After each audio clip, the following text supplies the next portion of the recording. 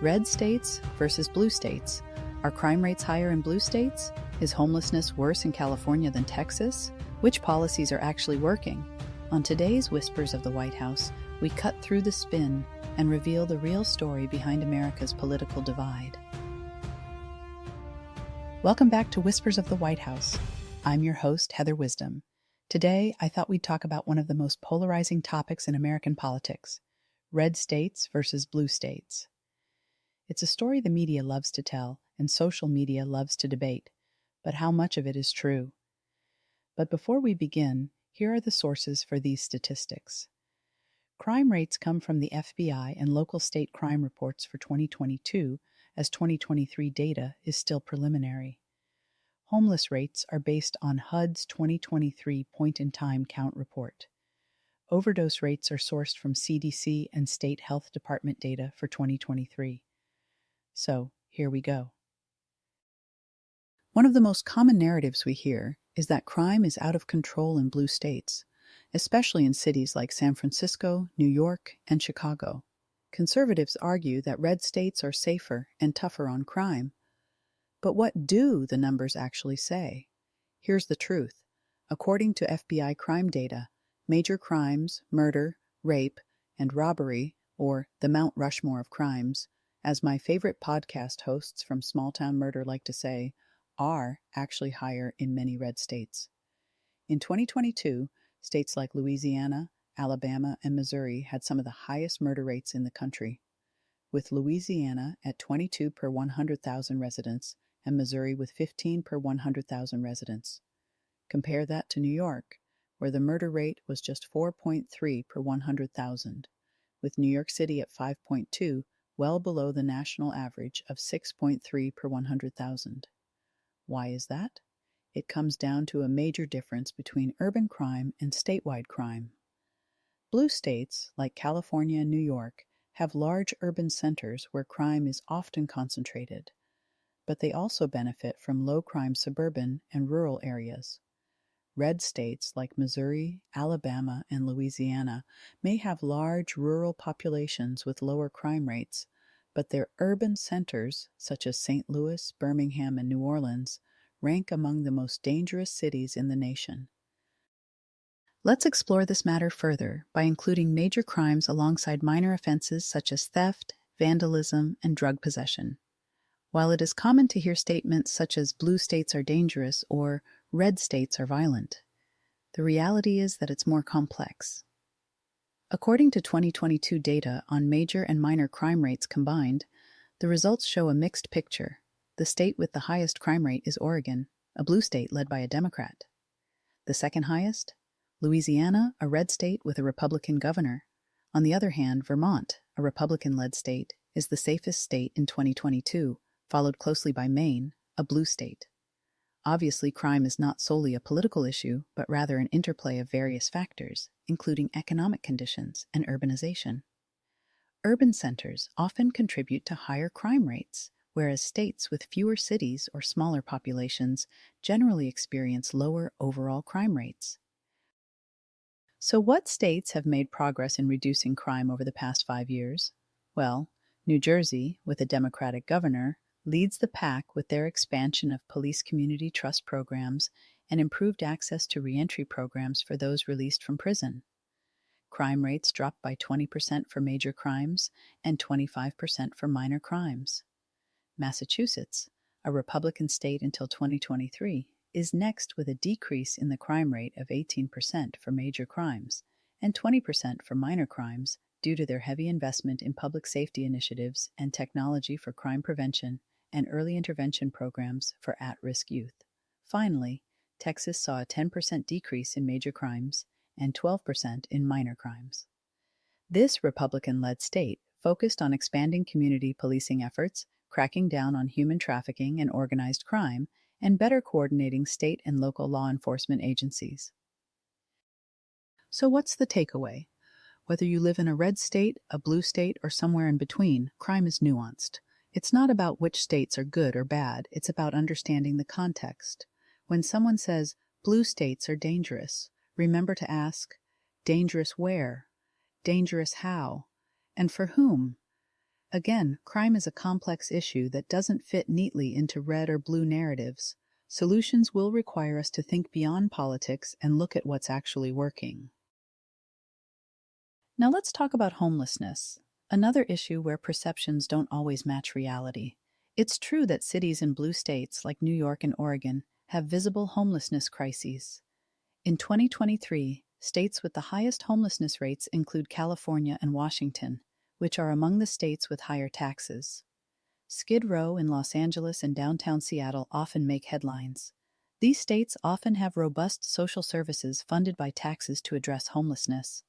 Among the top 10 states with the most homelessness, 7 are led by Democrats, including Washington and New York, with New York having 46.4 per 100,000 and Washington at 46.3 per 100,000. In contrast, some states with fewer social services, like North and South Dakota and Idaho, report lower visible homelessness levels. Here's a side note. In the early 2000s, Utah implemented the Housing First model statewide to address its growing homelessness crisis.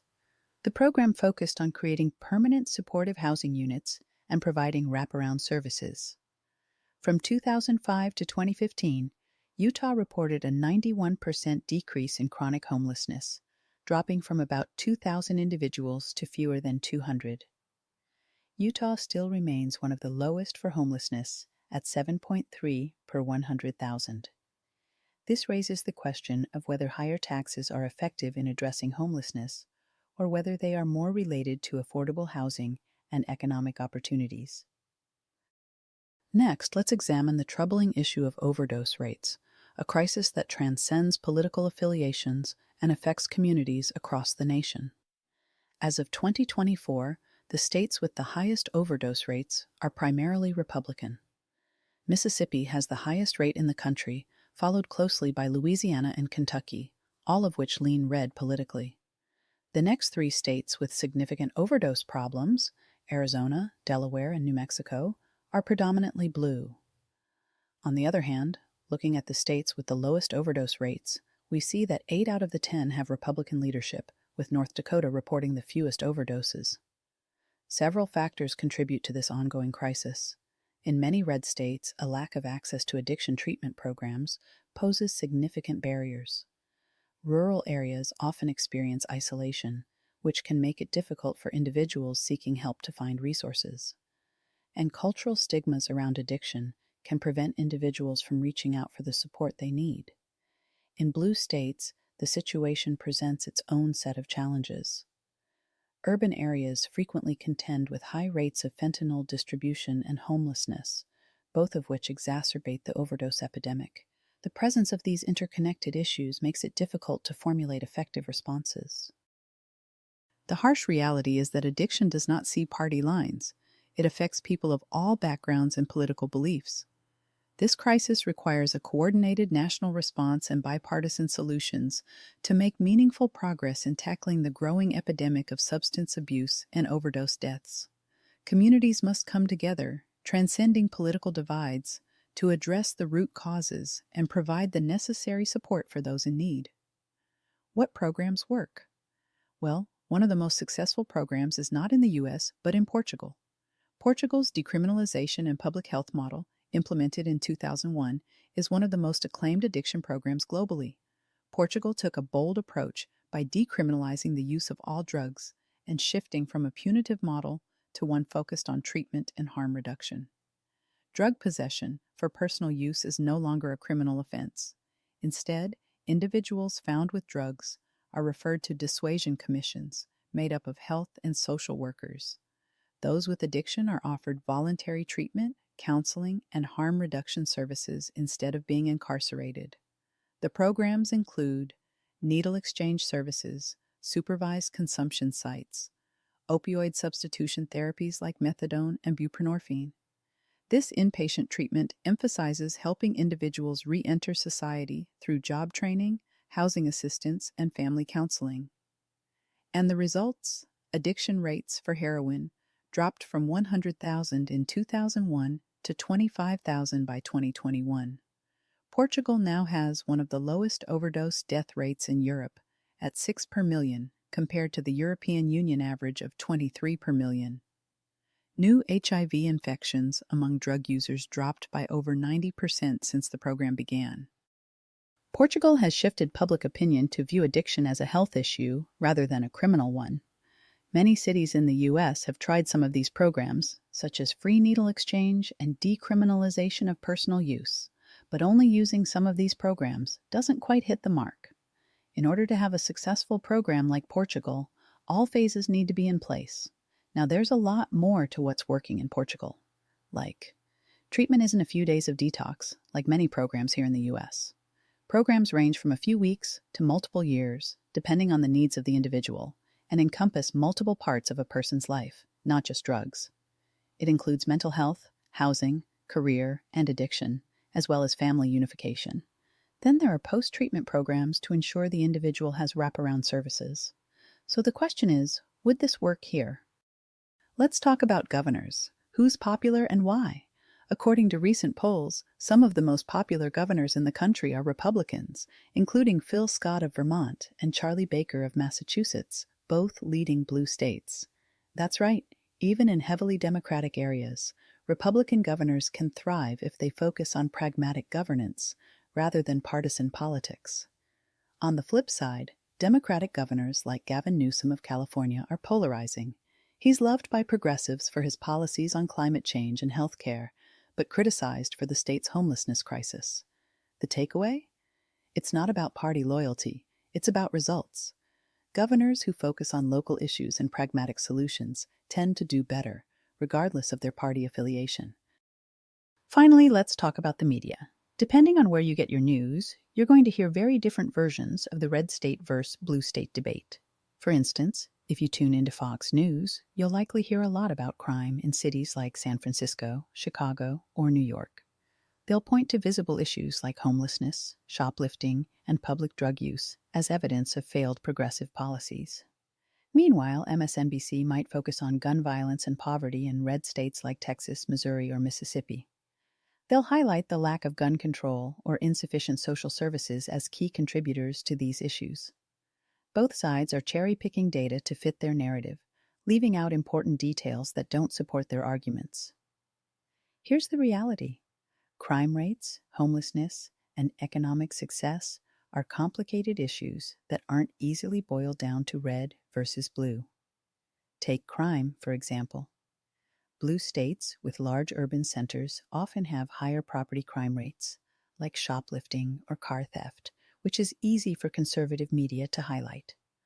But when it comes to violent crime, red state cities like St. Louis, Birmingham, and New Orleans frequently top the charts. This nuance rarely gets airtime because it doesn't fit neatly into the partisan narrative. Homelessness is another topic where media bias is evident. In blue states like California and Oregon, homelessness is more visible in urban areas, and conservative outlets often attribute this to permissive policies. But what they don't mention is that homelessness is also increasing in red states like Texas and Florida, where limited social safety nets and fewer shelters make the issue harder to address. The root causes of homelessness, housing costs, mental health services, and economic opportunity don't align neatly with red or blue policies, yet the media loves to frame it as a partisan problem. Economics is no different. Conservative media often praises red states for their low taxes and pro-business environments, citing economic growth in places like Texas and Florida.